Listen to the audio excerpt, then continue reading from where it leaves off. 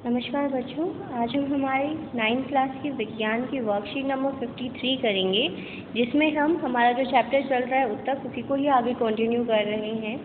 आज हम जिस उत्तक के बारे में जानेंगे वो है हमारा तंत्रिका उत्तक। हम जानते हैं कि उत्तेजना के अनुकूल प्रतिक्रिया करना सजीवों का एक लक्षण है। हम अगर एक गर्म तवे पे हाथ लगाते हैं तो क्या करते हैं, एकदम से अपना हाथ पीछे की तरफ खींच लेते हैं। तो उत्तेजना के अनुकूल प्रतिक्रिया करना ये सजीव ही कर सकते हैं। क्या कोई लकड़ी का स्टिक है, डंडी है, उसे अगर हम आग पर रख देंगे, क्या वो अपने आप को पीछे हटा सकती है? नहीं, ये केवल सजीव ही कर सकते हैं। तो उत्तेजना के अनुकूल प्रतिक्रिया सजीवों का एक लक्षण है। सभी कोशिकाएं उत्तेजना के अनुकूल प्रतिक्रिया करते हैं, यानी रिएक्ट करती हैं।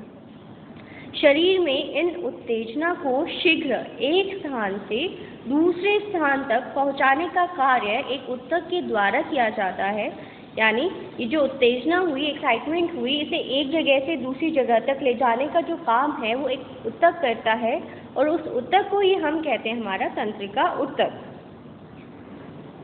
तंत्रिका उत्तक हमारा मस्तिष्क, मेरुरज्जु यानी हमारी स्पाइनल कॉर्ड तथा तंत्रिकाएं सभी तंत्रिका उत्तक से ही बनी हैं। यानी हमारी तंत्रिका उत्तक से क्या क्या चीज़ें बनी हैं? पहला है मस्तिष्क, दूसरा है मेरुरज्जु यानी हमारी स्पाइनल कॉर्ड, तीसरा है हमारी तंत्रिकाएं। तंत्रिका उत्तक की इकाई या कोशिकाओं को तंत्रिका कोशिका या न्यूरॉन कहते हैं। तो तंत्रिका उत्तक की जो इकाई है उसे क्या कहेंगे? न्यूरॉन। और यहाँ पे आपका न्यूरॉन का चित्र बनाया गया है। ये बहुत इम्पॉर्टेंट है बच्चों, एग्जाम में आता है कि न्यूरॉन का चित्र बनाइए। न्यूरॉन की संरचना की अगर हम बात करें, इस चित्र की बात करें, तो इसमें क्या क्या चीज़ें होती हैं? तो न्यूरॉन के 3 भाग होते हैं। पहला है ध्रुमिका, दूसरा है कोशिकाएं, तीसरा है तंत्रिकाक्ष। ध्रुमिका यानी आपके डेंड्राइट्स। आपका अगर हम यहाँ पे न्यूरॉन का स्ट्रक्चर की बात करें, संरचना की, तो ये जो संरचना है, जो ये लाइन बनी हुई है, इन्हें कहा जाता है आपका ध्रुमिका। दूसरा है कोशिकाएं। तो कोशिकाएं में आपकी 2 चीज़ें आती हैं। पहला तो है आपका कोशिका का द्रव्य और दूसरा है केंद्रक। केंद्रक हमेशा कोशिका के मध्य में है। प्रत्येक न्यूरॉन में एक लंबा प्रवर्ध होता है, एक लंबी धागे जैसी संरचना होती है जिसको एक्सॉन कहते हैं, तथा बहुत सारे छोटी शाखाओं वाले प्रवर्ध भी होते हैं जिन्हें कहा जाता है ध्रुमिका।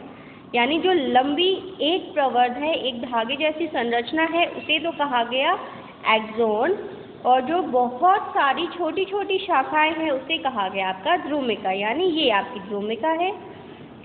एक तंत्रिका कोशिका 1 मीटर से लंबी हो सकती है। बहुत सारे तंत्रिका रेशे संयोजी उत्तक के द्वारा एक साथ मिलकर एक तंत्रिका का निर्माण करते हैं। यानी बहुत सारे जो कोशिकाएं रेशे हैं, ये आपस में मिलते हैं। संयोजी उत्तक यानी जुड़ने वाले, जहाँ पे आपका जोड़ होता है, एक दूसरे को कनेक्ट करते हैं। वो जब आपस में मिल जाते हैं तो एक तंत्र का निर्माण करते हैं, जिसे हम कहते हैं हमारे तंत्रिका तंत्र। न्यूरॉन का हमारे शरीर में कार्य क्या है? हमने किसी गर्म चीज़ को छुआ तो हमने एकदम से अपने हाथ को पीछे की तरफ कर लिया। ये कार्य किसने किया? ये न्यूरॉन के द्वारा हुआ। तो तंत्रिका रेशे से गुजरने वाली संवेदना को तंत्रिका स्पंदन कहा जाता है। किसी न्यूरॉन की जो ध्रुमिका और दूसरे न्यूरॉन का अंतिम सिरा ही संपर्क में रहते हैं और तंत्रिका स्पंदन को मस्तिष्क तक पहुंचाने का काम करते हैं। यानी एक मैसेज को कन्वे करने का काम करते हैं। ऐसे क्या, यहाँ पे देखो, ये है आपका इसका आगे वाला हिस्सा, ये न्यूरॉन का पीछे वाला हिस्सा। तो न्यूरॉन का जो पीछे वाला हिस्सा है उसके साथ दूसरे न्यूरॉन का आगे वाला सिरा कनेक्ट होता है, यानी जुड़ जाता है। यह हमें इच्छा अनुसार अपनी पेशियों को गति करने में मदद करता है। साथ ही यह संयोजन उत्तेजना के अनुसार तेज गति भी प्रदान करता है। अब हम क्वेश्चंस देख लेते हैं हमारे। फर्स्ट क्वेश्चन है हमारा, तंत्रिका उत्तक का मुख्य कार्य लिखिए। तो तंत्रिका उत्तक का जो मुख्य कार्य है, उत्तेजना को शीघ्र एक स्थान से दूसरे स्थान तक पहुंचाने का कार्य जो उत्तक करता है उसे कहा जाता है आपका तंत्रिका उत्तक। क्वेश्चन नंबर 2 आपका बोल रहा है, न्यूरॉन का एक नामांकित चित्र बनाइए। तो चित्र आपकी वर्कशीट में दिया गया है, ये चित्र ही आपको क्वेश्चन नंबर 2 में बनाना है।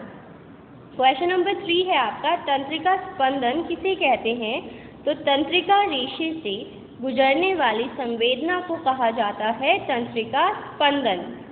क्वेश्चन नंबर 4 कहता है, तंत्रिका ऊतक किस अंग का निर्माण करते हैं? तो तंत्रिका ऊतक जो है वो आपके तंत्रिका तंत्र का निर्माण करते हैं। आई होप आपको ये वर्कशीट अच्छे से समझ आ गई होगी। Thank you.